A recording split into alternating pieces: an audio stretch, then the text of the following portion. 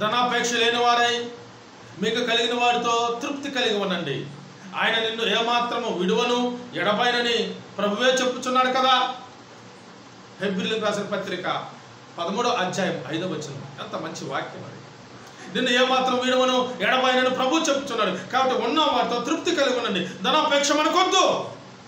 ధనాపేక్ష సమస్తమైన కీడులకు మూలం. దానిని ఆశించి కొందరు నశించిపోయారు.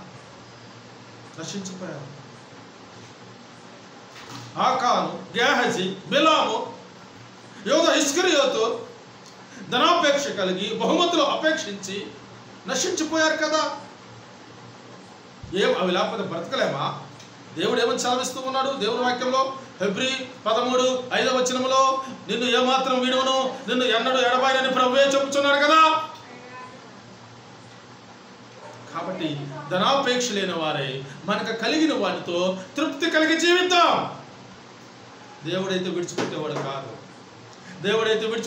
కాదు. వేడవాడు, ఎన్నడూ ఎడబాయడు. ఆయన తప్పకుండా మనల్ని కాపాడుతూనే ఉంటాడు. తప్పకుండా మనల్ని పోషిస్తూనే ఉంటాడు. తప్పకుండా మనల్ని నడిపిస్తూనే ఉంటాడు. తప్పకుండా మన ప్రాణములను కాపాడుతూనే ఉంటాడు. అంతే. కరువులో ఆ విధవరాలని, సారపతి విధవరాలని కాపాడింది ధనమా దేవుడా?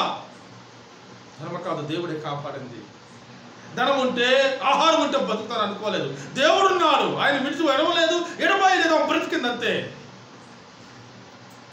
ఏలియాను పోషించింది ధనమా? బతికించిన ధనమా? కాదు. దేవుడు విడవలేదు, ఎడబాయలేదు. 5 రొట్టెలు 2 చేపలు ఆశీర్వదించినప్పుడు వాళ్ళ దగ్గర, ఎవరి దగ్గర ఏమీ లేవు. కానీ వారిని తృప్తిపరిచాడు దేవుడు. విడిచిపెట్టేవాడు కాదు, ఎడబాసే దేవుడు కాదు ఆయన.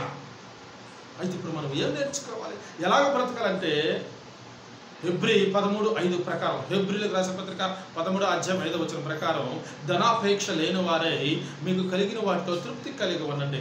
ఆయన నిన్ను విడువడు, ఏమాత్రం ఎడబాయనని ప్రభువే చెప్పుచున్నాడు కదా.